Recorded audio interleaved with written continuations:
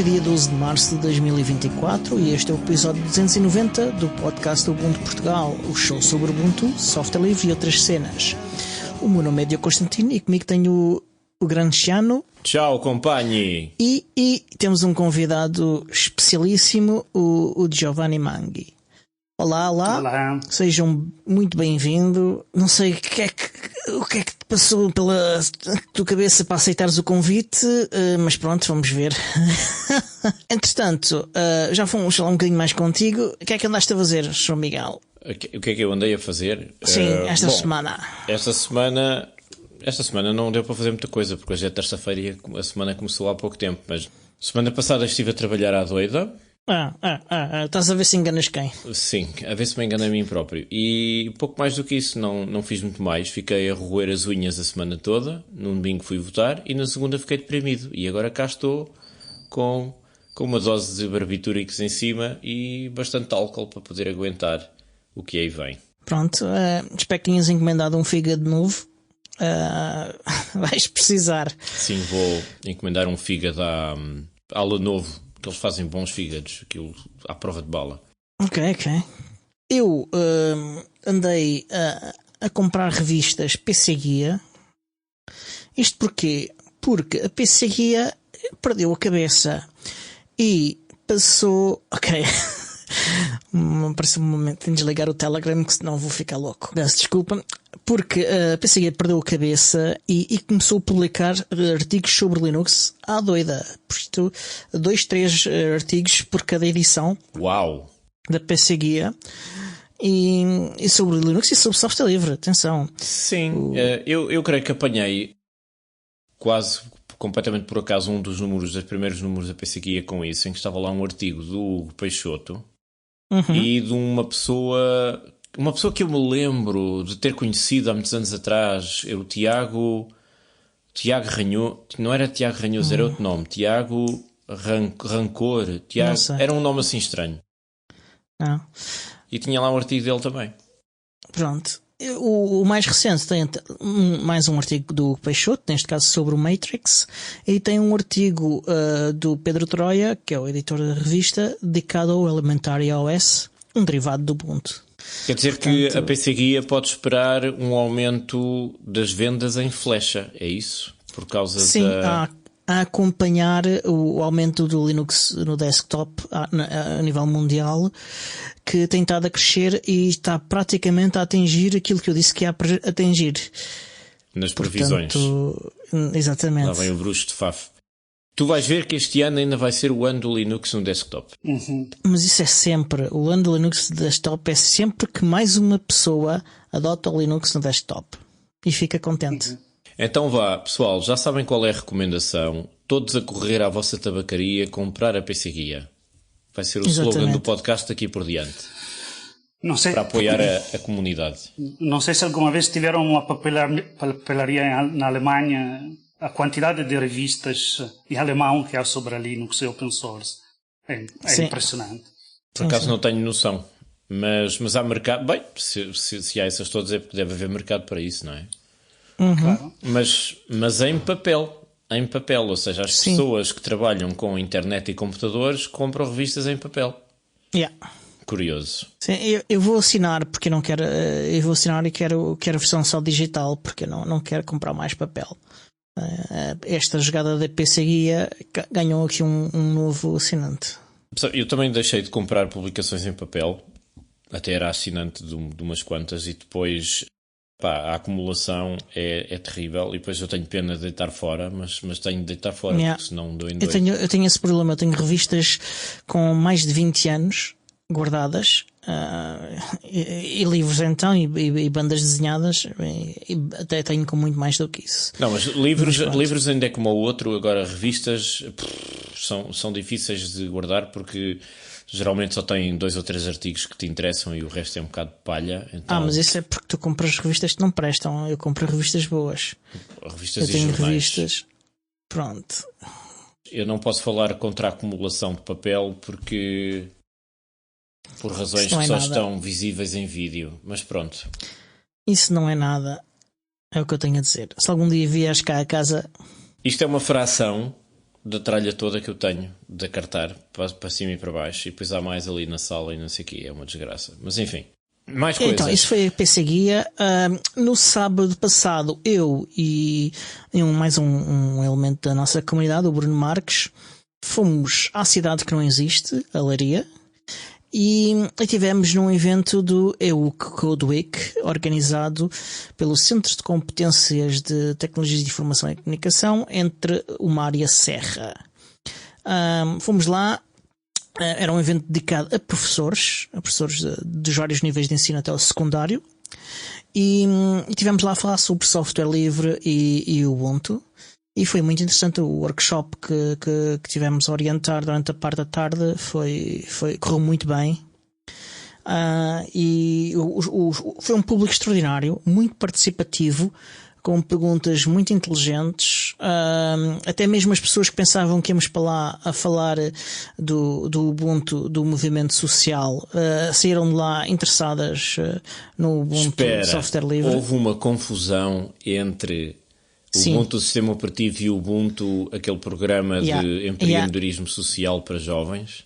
Não. Entre o movimento social criado na África do Sul, a filosofia. Certo. Isto acontece muito. Tu não fazes ideia, se calhar, porque não sei, acho que não vais ao Facebook agora, né? Mas eu sou um dos moderadores do grupo do Ubuntu Portugal. E aqui há uns tempos tive de pôr o grupo com aprovação individual de toda a gente que entra. Não a entrada, mas a participação. Porque tivemos uma crise de spammers gigantesca. E então eu tenho de inspecionar cada pessoa que entra no grupo e quer participar. Então vou ver o perfil de cada um. E 90% são professores ou mais. Sim, porque há uma iniciativa para jovens que se chama Ubuntu, qualquer coisa. Ubuntu Portugal. Academia de Jovens Ubuntu. É isso. Eu até sei onde é que é a sede, porque trabalhei lá perto. E epá, é uma coisa louca. Eles vão para lá para isso. Eu deixo-os entrar quando é esse caso. Só bloqueio spammers mesmo. Mas vão sair de lá com uma injeção de software livre. E pronto. E estava muita gente nesse evento? Estava bastante gente. Além de software livre, quantificar assim em números, não te sei dizer porque eu cheguei, eu e o Bruno chegámos, já estava a decorrer e quando vocês chegaram veio-se toda a gente embora, é isso? Não, chegámos à hora da interrupção para café à meia da manhã. E estava um monte de gente dentro de uma sala a comer e a beber, e nós não conseguimos, não dava para perceber quantas pessoas é que eram. 50? Depois, 20? 30? Mais. Era mais gente do que no Saloon, nos encontros do Ubuntu em Sintra? Muito. Então pronto, já valeu a pena. Uma escala gigantesca, muito mais que isso. E então, os professores aprenderam muito, é isso? Os professores aprenderam muito e também ensinaram. O que é interessante porque no nosso workshop apareceram vários professores que já sabiam o que era software livre e já sabiam o que era o Ubuntu e o GNU Linux, e até já ensinam os seus alunos exclusivamente ou quase exclusivamente só com software livre e GNU Linux. E disseram até que utilizavam o Ubuntu. Que usam o Ubuntu nas aulas. E fiquei muito contente com isso. Eu ia dizer, isso é muito gramsciano. Pronto. Quer que isso pois, seja. Quem não perceber o que eu quero dizer, pesquise. Mas está lá. Pronto. E eu saí de lá muito satisfeito, o Bruno também. Voltámos, apanhámos uma carga d'água ao regresso, mas pronto. Foi um sábado muito bem passado. E esperamos que hajam mais. Alguns deles ficaram interessados e nós também dissemos que se nos convidarem voltaremos. Muito bem. E já agora queria só ver aqui nas notas se tu tens na agenda outro sábado bem passado, que será este sábado. Não, ainda não. Não sei se meti. Acho que então, não se quiseres, podemos referir isso no instantinho. Sim, já. Sim. É uma Assembleia Geral da ANSOL. Pronto. Sim, para os sócios. Que é sempre divertido. Isso será da parte da tarde em Lisboa. Os sócios podem ir ao site. Os sócios e quem não for sócio pode ir na mesma ir ao site. Não podem entrar na Assembleia Geral. E será no sábado, dia 16 de março, às 3 da tarde, no Makers in Little Lisbon. Durante a parte da manhã há evento do Centro Linux. Vai ser dedicado apenas ao grupo de estudo. Vamos continuar os nossos estudos de Git e GitLab. Portanto, apareçam e tragam as vossas dúvidas e tragam as vossas respostas também. E vamos aproveitar para esclarecer as dúvidas que ocorrerem e para avançarmos um pouco mais também no estudo. Sim, e se vocês potencialmente vierem de uma outra região do país, não se esqueçam de trazer iguarias regionais para partilhar com os vossos companheiros. Portanto, é verdade. Era simpático. Também concordo com isso. E vinho, queijo, essas coisas. Quero ainda mencionar que tu finalmente encontraste o Firefox View no teu browser. É verdade, passei a semana toda a tentar corrigir esse problema, que é um problema gravíssimo que me afeta terrivelmente e tem enormes consequências na minha produtividade. Sarcasmo. Estive à procura, depois de muita insistência do Diogo, do atalhozinho para as abas do Firefox, aquela coisa que agrupa as abas todas e isso tudo. E eu não estava a ver isso em lado nenhum. E depois estive a fazer aquilo que se chama em português o troubleshooting com o Diogo e fui às opções de personalização do Firefox e lá estava ele na lista de atalhos. E coloquei aquilo, explorei, achei imensa piada e voltei a tirar porque não preciso. Pronto. É assim. Um dia vais precisar e não tens. Vamos lá ver uma coisa. Mais vale ter e não precisar do que precisar e não ter. Não é? É verdade. Então, essa é que é a ciência do mundo GNU Linux. É a personalização. Exato. Ferramentas ao teu dispor. Software livre. Snaps da Mozilla. Não concordo muito. Mas pronto. Entretanto, hoje temos cá o Giovanni, o nosso convidado. Giovanni, fala-nos um pouco de ti. Quem és tu? O que é que tu fazes na vida? Para onde vais? Essas coisas. Ok. Olá a todos. Pronto, pelo sotaque, pelo nome, provavelmente já perceberam que não sou português, sou italiano, mas vivo cá há 20 anos. E no 2008, 2009 tive a ideia de abrir uma empresa que oferecesse serviços exclusivamente usando só software livre e software open source. Specificamente num campo que é aquilo do sistema de informação geográfica, que é a mesma área onde que trabalha a Joana, que já percebia é convidada frequente cá neste podcast.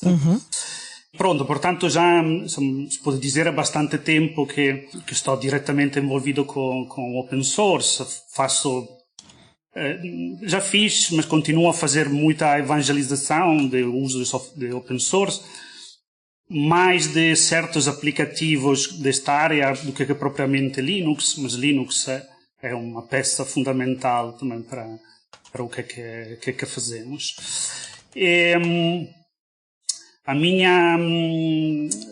experiência com Linux e com o software open source vem de muito longe. Eu tenho 2 irmãos, um dos quais sempre trabalhou num contexto académico e ele trouxe para casa no início dos anos 90 agora uma máquina, um computador, e instalou imediatamente uma das primíssimas versões de Linux que apareceu. Ainda te lembras qual é que era? Não me lembro a distribuição, mas me lembro que era uma altura em que a internet ainda não tinha chegado às casas das pessoas, mas eu conseguia usar a internet na universidade e me lembro ir a procurar drivers para a placa gráfica em repositórios FTP na Finlândia, coisas deste género, coisas bastante divertidas. Depois voltei a usar Linux no fim dos anos 90, quando Como estudante eu ajudei a criar uma associação de estudantes, então tínhamos uma rede informática baseada em Linux. E depois posso dizer que o salto grande eu fiz a metade dos anos 2000, quando houve 3 episódios que foram o ponto de viragem para mim. Estes episódios, coisa que foram uma cadeira de um mestrado na Universidade de Évora, onde que o professor desta cadeira empregou um dia de 6 desta cadeira a ensinar a piratear o software que íamos usar, e isso me deixou muito revoltado, honestamente. Depois, o outro episódio foi, naquela altura estava a iniciar, ou ainda tinha a ideia de querer fazer o investigador, depois esta ideia me passou, mas naquela altura, como ainda estava a pensar nisso, estava a mastigar dados para escrever artigos científicos, e descobri que o software proprietário que estava a usar estava a devolver resultados errados, e a razão era que de forma completamente silenciosa mudava os parâmetros da análise e, portanto, que os resultados saíam errados. Isto para mim foi muito chocante. E o terceiro episódio, sempre naquela altura, foi o aparecimento de um artigo científico. Eu, para que seja claro, não sou engenheiro, não sou geógrafo, sou um biólogo. Portanto, um artigo científico na área da biologia da conservação, onde que se fazia o caso do uso do software open source para que trabalhasse naquela área. E estas 3 coisas juntas, para mim, foram um ponto de viragem. Eu, daquele momento, decidi usar só software open source, e depois, no momento em que decidi abandonar a carreira académica e abrir a empresa, continuei com esta filosofia, e ainda cá estamos, agora sem querer agoirar, mas espero que continue. Tens sentido nos últimos anos, à medida que vais desenvolvendo a tua atividade, que há mais abertura, menos abertura para software livre, ou está tudo mais ou menos na mesma? Sim, as coisas estão a mudar. Pelo menos relativamente à nossa área, portanto, a área do sistema de informação geográfica, estão a mudar por uma razão que eu acho positiva. Antigamente, portanto, que se aproximava ao sistema de informação geográfica open source, o fazia quase só exclusivamente por uma razão económica.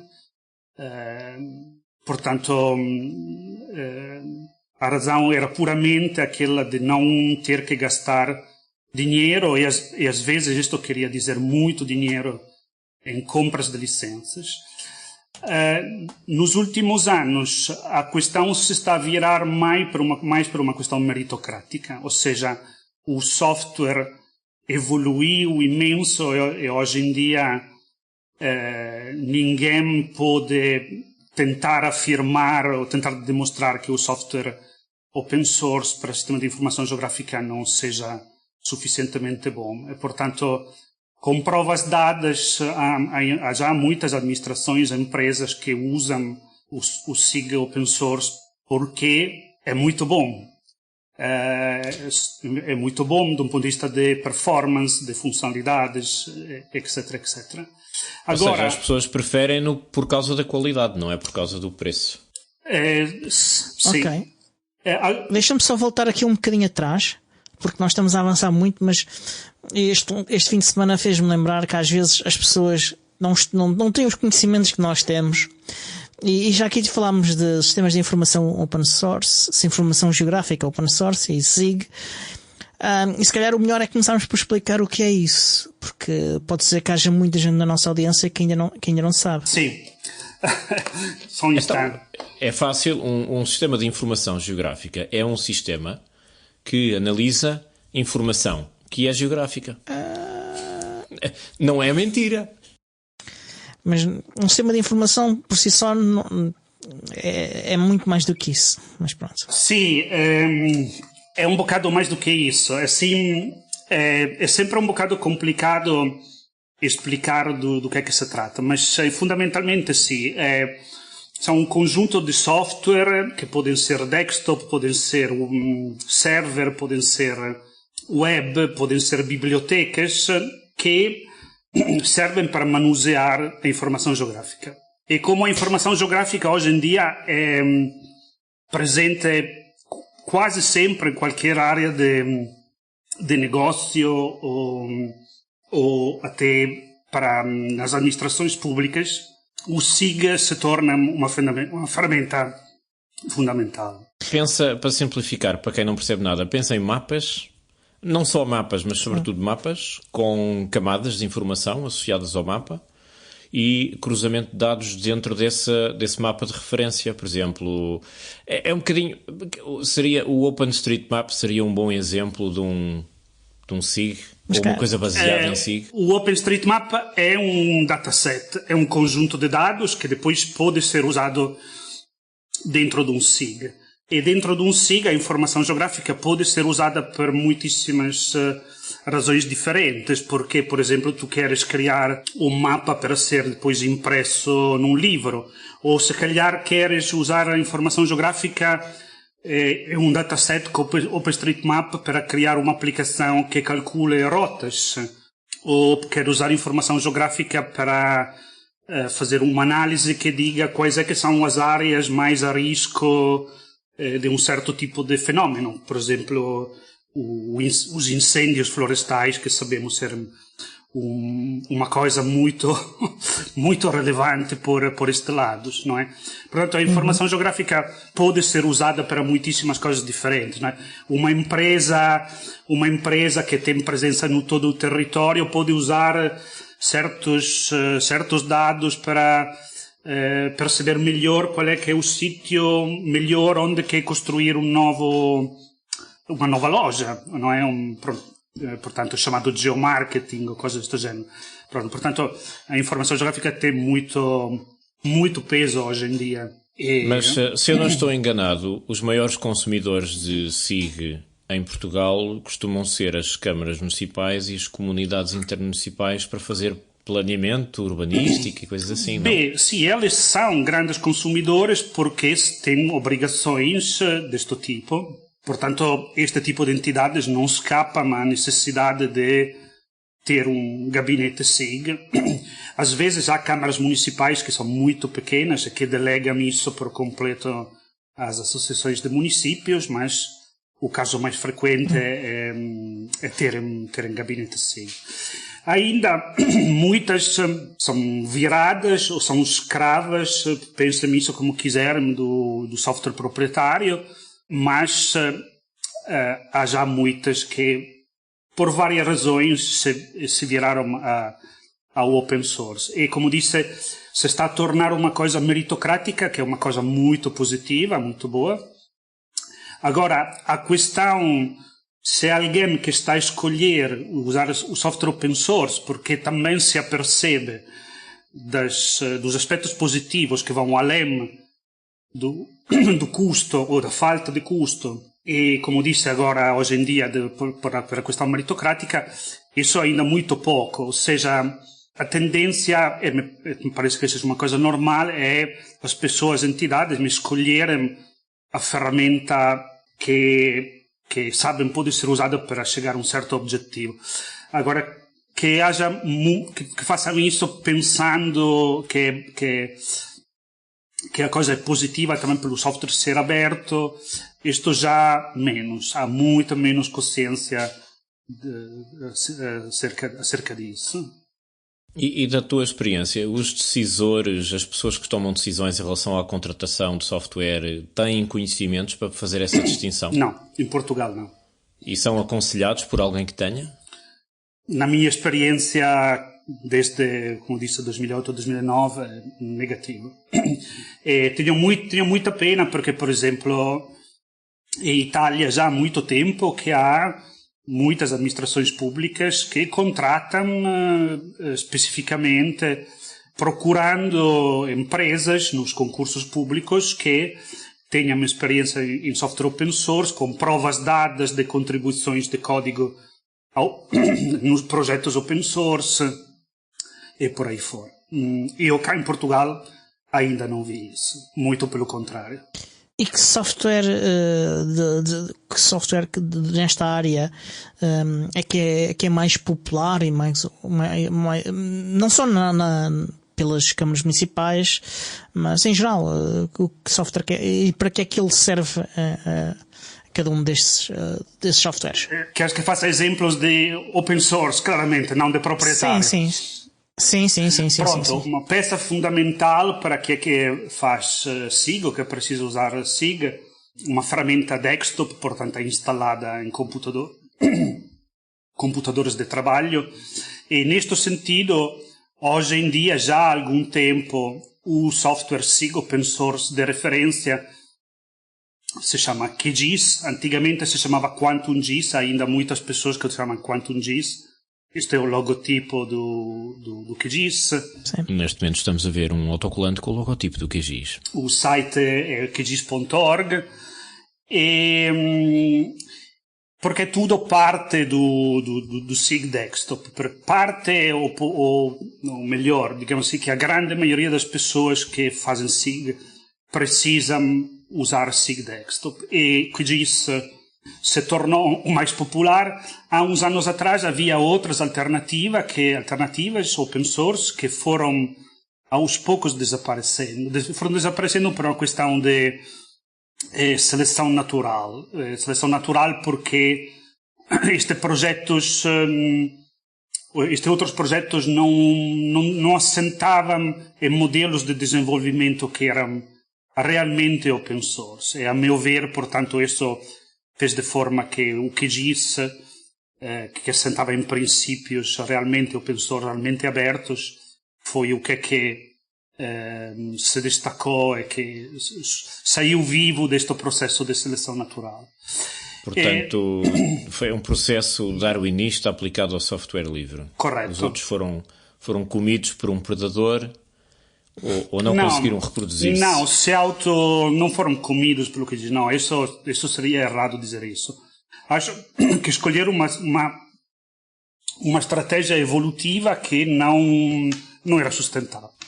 Era um beco sem saída do ponto de vista evolucionário. Correto, okay. Correto. O que diz é o software SIG Desktop de referência, sendo que já há algum tempo tem também uma componente server, e uma componente web, e uma componente mobile. Portanto, na verdade, hoje em dia é um conjunto de plataformas que funcionam a vários níveis para criar um ambiente integrado de trabalho SIG e de recolha de dados e de publicação de dados online e por aí fora.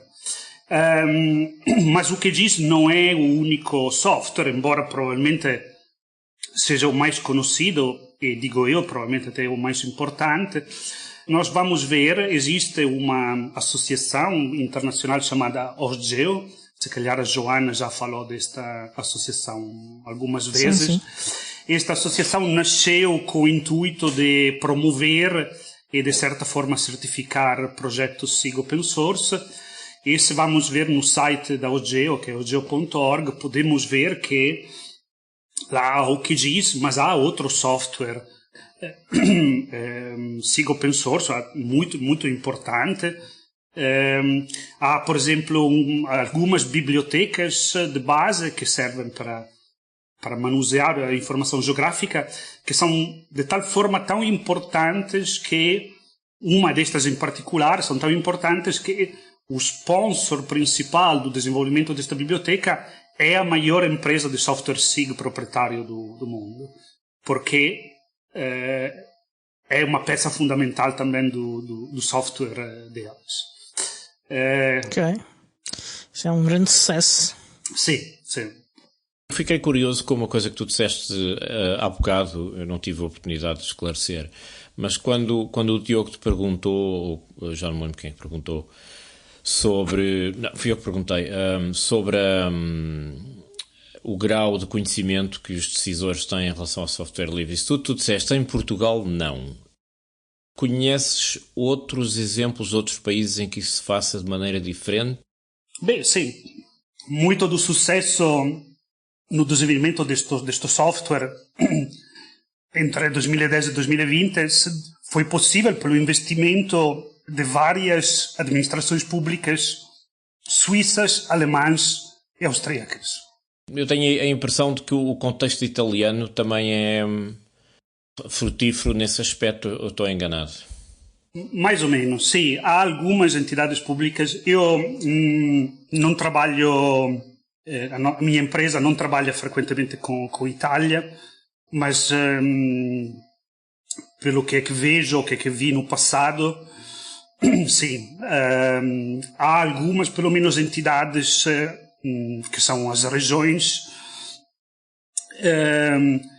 que perceberam bem, ou pelo menos tinham tempo pessoas, decisores que tinham percebido bem quais é que são as implicações e num sentido ou no outro de usar o software open source, ou seja, usamos open source porque funciona, porque tem elevado desempenho, porque é seguro, porque o podemos personalizar e é nosso dever contribuir de volta, que seja código, que seja dinheiro, que seja documentação.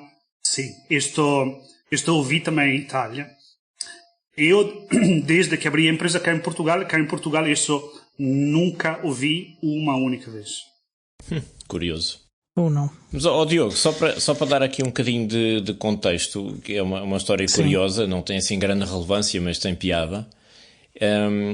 Eu conheci o Giovanni em 2009, precisamente no ano em que eu descobri o mundo de GNU Linux completamente por acaso e comecei a experimentar no meu computador pessoal. Depois, o que aconteceu foi que eu estava a trabalhar numa associação em Évora e decidi converter a associação toda a Ubuntu.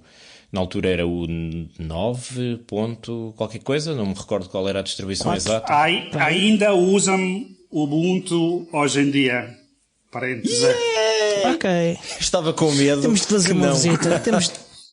Temos de lhes fazer uma visita, ir lá e ajudá-los com algum problema que eles estejam a ter e se calhar gravar um episódio lá. Olha. Mas pronto, eu trabalhava nessa associação e decidi que era muito mais vantajoso para todos. Eles tinham um parque de vários computadores, alguns em segunda mão, que eles tinham para aí o quê? 10 computadores talvez. E numa noite fiquei a fazer serão e instalei aquilo nos computadores todos em dual boot. No dia seguinte foi o pânico geral, mas houve ali um trabalho de pedagogia, de acompanhar as pessoas e tal.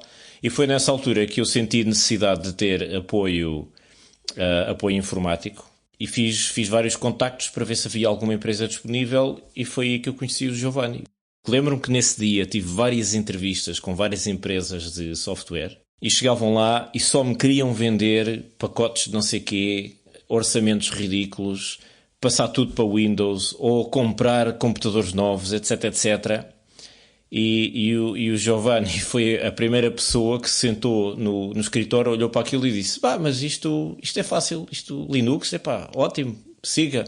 Nós depois damos apoio, fazemos isto e isto e isto, por um valor razoável, e passaram a dar apoio a essa associação. O Luís Ribeiro está aqui a dizer no chat: Dual Boot, devias ir preso. Eu devia ir preso... Não, eu fiz Dual Boot por uma razão muito simples. Há um período de adaptação. E se as pessoas que estão a usar as máquinas não souberem funcionar com elas, têm sempre essa rede de segurança de poderem voltar atrás. É para ajudar a ultrapassar uma barreira mental. Porque se o processo for traumático e elas ficarem condenadas a usar aquilo que eu quero que elas usem, o processo depois é contraproducente, porque elas vão sentir-se presas ou isso. Sabendo que têm o sistema antigo disponível a algures para continuar a usar, se for preciso, dá-lhes essa flexibilidade para poderem passar a outra fase. Eventualmente o Dual Boot acabou e acabámos por formatar aquilo tudo. O Dual Boot acabou, Miguel, te posso dizer que acabou, talvez já nos teus tempos. Já há muito tempo não querem saber do Windows. Ótimo.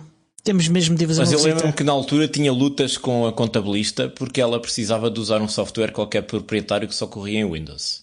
E foi um braço de ferro. Agora não sei Então, qual é a olha, situação. Marquem lá aí uma visita. Eu não sei se eles estão abertos ao sábado, por exemplo. Não. É cá em Évora a associação. Olha, Okay, mas olha que se calhar ainda podias visitar a Universidade de Évora, fazias assim um episódio especial. Sim. Eles ainda têm um departamento de informática que faz umas coisitas. Também tenho família na Universidade de Évora. Portanto... É, perfeito. Entre as outras coisas, este departamento de informática da Universidade de Évora são completamente abertos a este tipo de eventos sobre open source. Sim. Há 2 semanas nós tivemos com a Joana uma semana inteira na Universidade de Évora a fazer um code sprint de coisas de sistema de informação geográfica, e foi o departamento de informática que nos acolheu e foram super contentes de ter lá pessoal da Apache Foundation e por aí fora.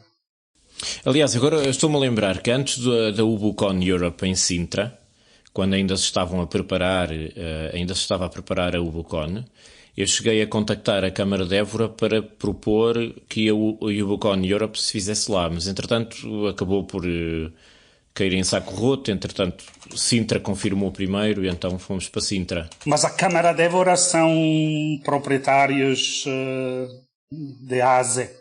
Que pena. Que pena. Mas sabes o que é interessante? A Universidade de Évora criou uma distribuição de GNU Linux. Sim. Como é que se chama? Alinex. Vá lá, não lhe chamaram Evorix?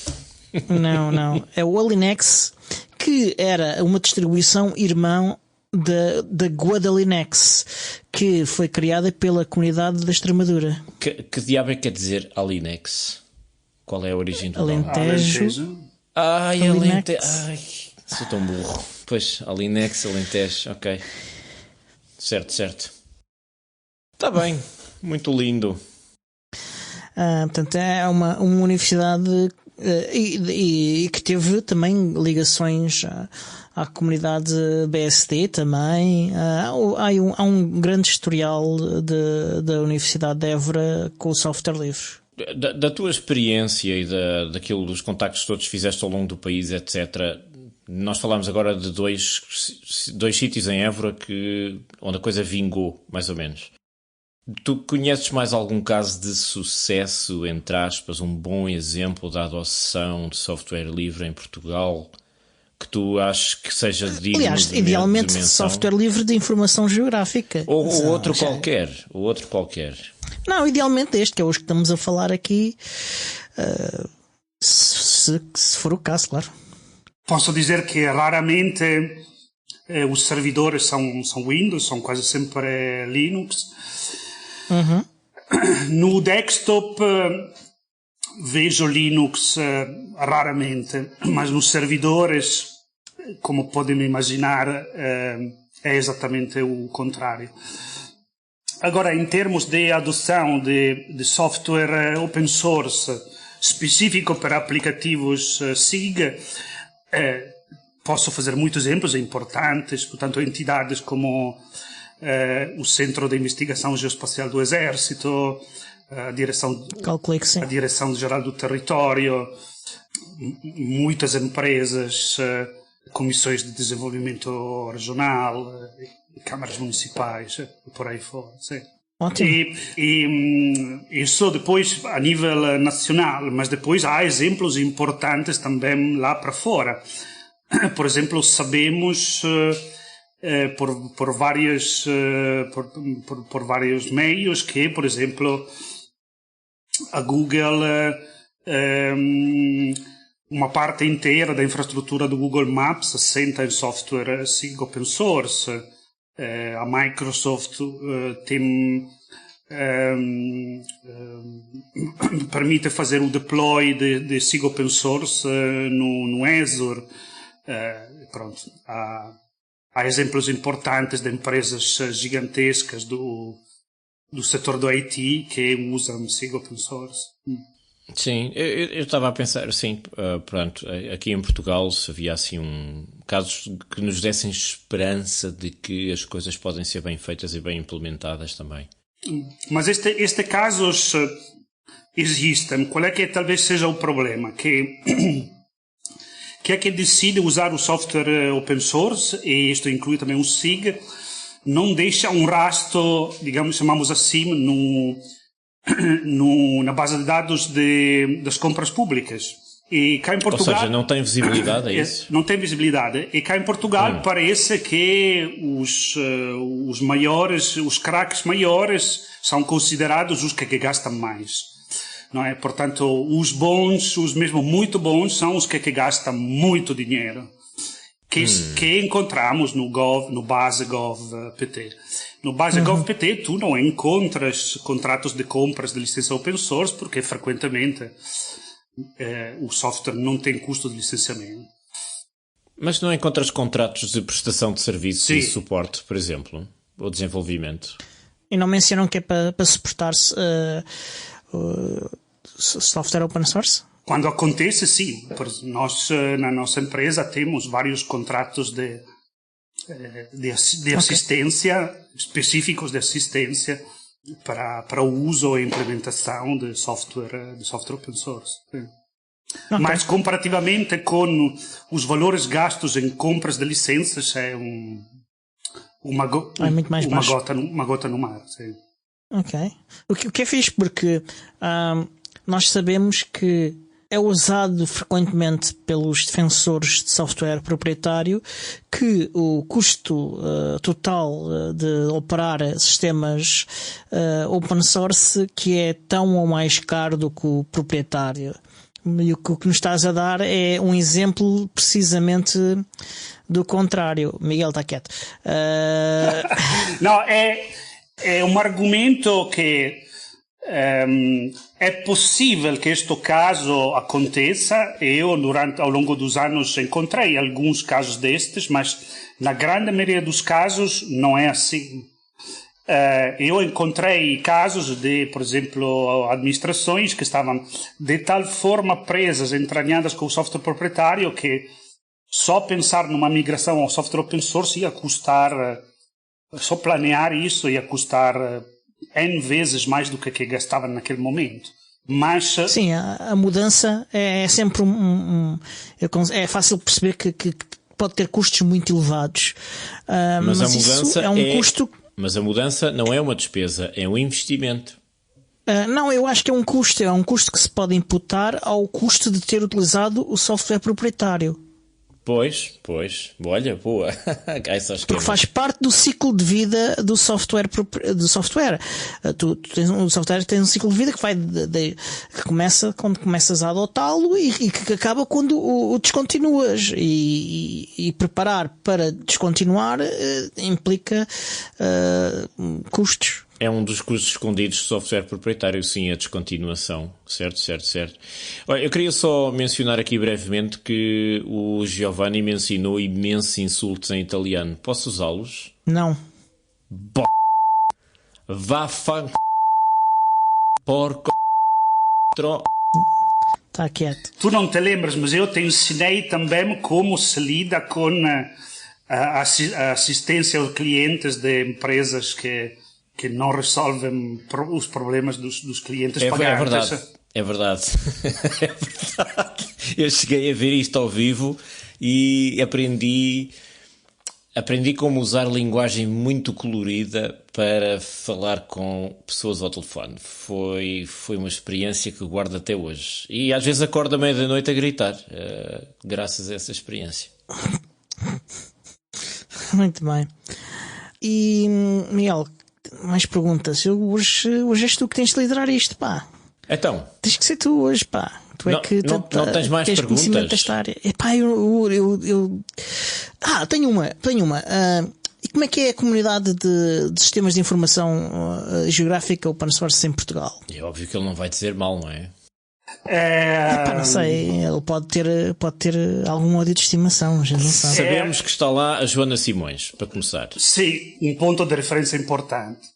Queria só esclarecer os telespectadores que Giovanni está a beber algo de uma garrafa e eu desconfio que não é água. Obrigado. Exatamente, deve ser bagaço. A comunidade, digamos que podia ser melhor. Houve um momento de grande entusiasmo, que foi, mais uma vez, a volta de 2009, 10, 11, por aí fora. E depois as coisas foram abrandando muito, que é um bocado uma pena. Acho que um dos problemas é não haver massa crítica. Nós estamos a falar na última análise, de um nicho, uma área que é um bocado de nicho. Apesar de ter aplicações muito transversais, não deixa de ser uma área de nicho. Mas eu de vez em quando vejo encontros de utilizadores de QGIS. Sim, estamos a tentar manter isso vivo, porque houve uma paragem já antes da pandemia, depois houve a pandemia. O ano passado organizamos o encontro em Évora, correu muito bem.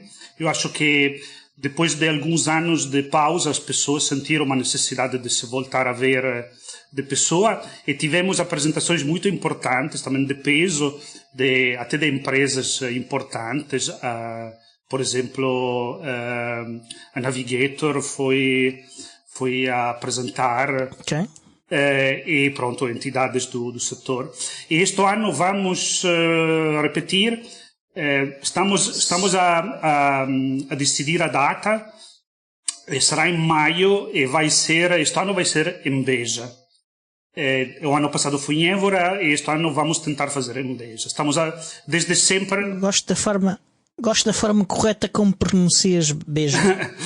Estamos já há algum tempo, a ideia é aquela de tentar sair dos centros do costume, portanto Porto, Lisboa, Coimbra, e vamos ver. Se correr como o ano passado, vamos estar muito contentes. Até porque o ano passado a coisa correu tão bem que conseguimos fazer uma doação substancial ao projeto QGIS. Foram okay. Alguns milhares de euros de doação. Ótimo, isso é um muito bom sinal. Estou curioso, a Navigator usa o QGIS para quê? Para gerir a sua floresta? Bem, sim. Floresta entre aspas, plantação de eucaliptos. Aquilo não é bem uma floresta. Correto, Miguel, concordo contigo. Mas sim, eles não usam só software open source, usam também software proprietário, mas usam a vários níveis, por exemplo, para fazer levantamentos de campo, para manter a informação geográfica deles arrumada para analisar. Uhum. Se tiverem interessados em ver o que é que apresentou o ano passado, o grupo QGIS Portugal tem um site que é qgis.pt, e em breve já iremos atualizar com as informações do encontro deste ano. Pronto. Espero também ver-vos outra vez na Festa de Software Livre em Aveiro, em outubro. Vou lá estar com certeza, como o ano passado, porque eu gostei muito do evento, mas vou participar. Minha ideia será participar de uma forma diferente, mais ativa. Não sabia bem como é que era a festa, como é que funcionava. Agora que percebi melhor o conceito, vou aí tentar de fazer uma proposta de uma coisa mais interativa. Ótimo. Então, ótimo. É isso. Não sei se já falaste com alguém da organização, mas se ainda não falaste, depois podemos falar sobre isso. Já há datas para isso, não é? Sim, já. Sim, datas senhor. E locais. Já há datas, já há site, portanto, e estamos a tentar fechar com as comunidades as participações o mais cedo possível para podermos continuar depois com os aspectos logísticos da organização. Queres só relembrar as datas, se estiveres aí à mão? Deixa-me só confirmar, porque eu não lembro de cor. É festa 2024.softwarelivre.eu, o site, e as datas são 11 e 12 de outubro. Era o que eu te sabia, mas portanto, só para ter certeza. Quando tivermos eleições outra vez, não é? Não, as eleições vão ser depois disto, porque nesta altura eles estão a começar a apresentar o Orçamento de Estado. Ok, então do Estado. Calha bem, porque assim podemos enviar o o voto antecipado pelo correio e podemos votar antecipadamente e depois vamos à festa de software livre. Pode acontecer mais um debate com políticos e desta vez um mais interessante, porque tem havido falta de debates na área do digital. Nós até tivemos sim, por acaso é verdade. Nós até com os partidos. Análise com os partidos. De programas de partidos Nós políticos. fizemos análise de programas, mas isso é diferente de fazer um debate. Certo. Mas na festa de software livre deste ano estiveram lá uns políticos a... Sim, mas tiveram de fugir pois. antes do fim, antes das pessoas lhe fazerem perguntas e... Sim, é um facto que os archotes e as forquilhas não ajudaram. E aquela pessoa ensanguentada que estava a segurar a cabeça de outra pessoa, depois de ter sido guilhotinada, assustou um bocadinho os presentes. Os políticos. E houve muitos que nem sequer tiveram a coragem de responder a convites, não é? Eles perceberam logo ao que é que vinham, não é? Pois. Mas enfim, temeram eu acho pela que até sua fomos segurança. muito justos. Eu acho que até fomos quer aqui no nosso podcast, quer na Voz dos Direitos Digitais, até acho que fomos bastante justos com todos os partidos. Dissemos as coisas como os víamos, obviamente, mas não fomos injustos, não creio. Sim, não é por aí. Não, eu estava só a pensar na festa do software livre, um político profissional, um político de carreira, vamos chamar-lhe assim, chega lá com o seu fatinho bem vestido e tudo, e depois vê aquele bando de barbudos de sandálias e pensa, eu não posso, isto é perigoso, não posso estar aqui. De calções. E de calções em pleno inverno. Estou a exagerar, porque há políticos de carreira que não vestem fatinho. Que fazem assim também são assim. E que também são barbudos. Mas e andam de calções no inverno. Exato. Mas pronto. Miguel, mais perguntas... Eu não sei se vamos ter tempo para mais perguntas. São 8 horas. Temos um bocadinho. Falta 1 minuto ou 2. Giovanni, aproveitando os últimos minutos, tu tens mais alguma coisa para dizer que achas importante fixar e comunicar com a audiência? Insultos em italiano, o que tu quiseres. Insultos em italiano agora há poucos minutos não chegam. É preciso 20 minutos pelo menos por cada insulto. Sim, só para as bases são precisos 20 minutos, exato, não sim, dá. Então uma comunicação final antes do dia de reflexão.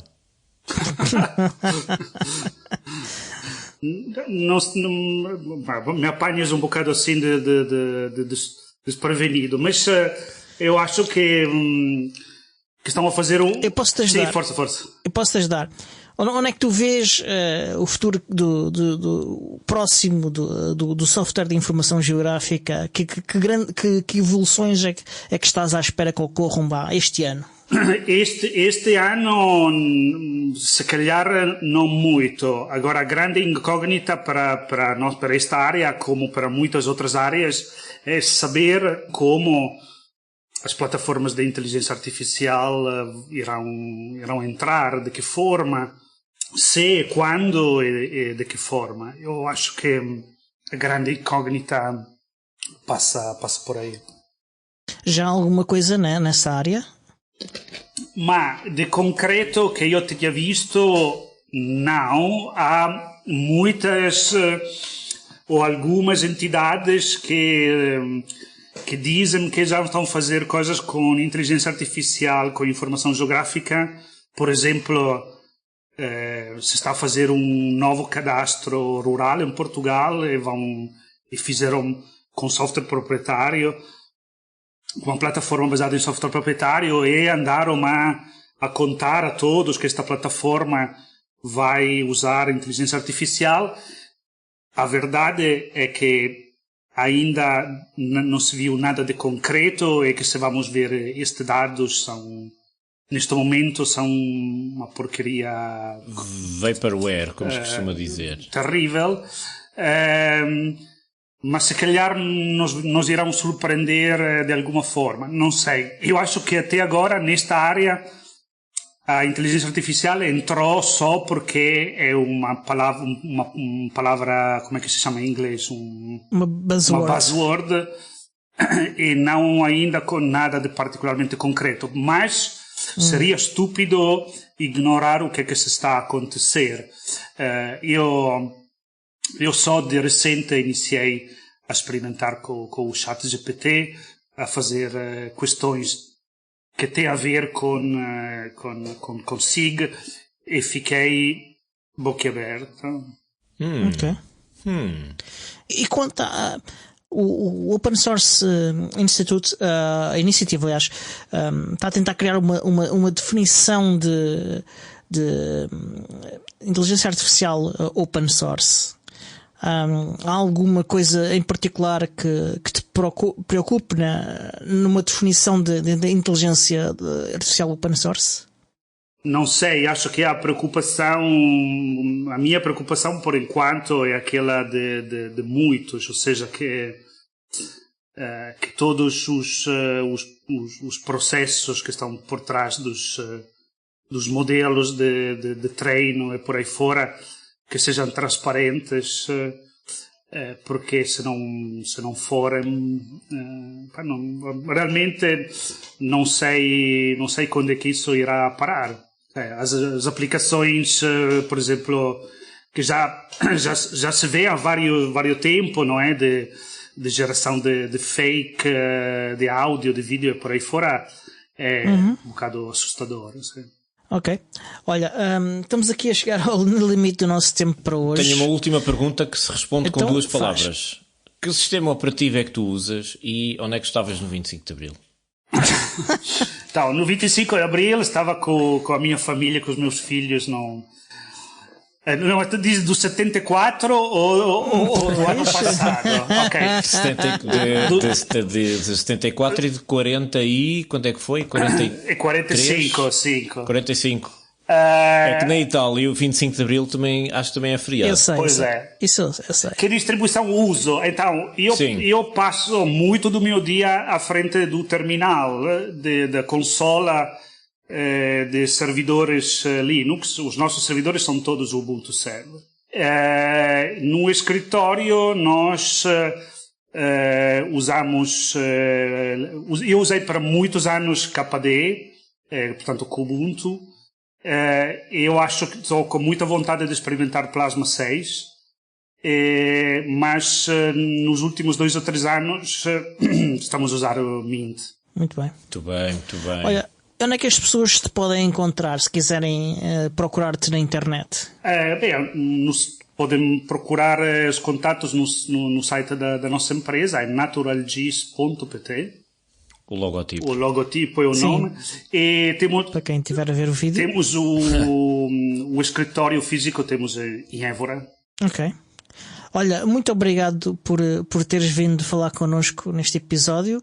Havemos-te convidar de novo. Aliás, tenho um desafio para ti e para a Joana, que é fazerem uma espécie de estado do Open Source GIS cada ano. Se tiverem coragem para isso, fazer um episódio em que vão contando a evolução desta área e assim conseguimos ir acompanhando todos os anos para onde é que estamos a ir. Sim, eu aceito.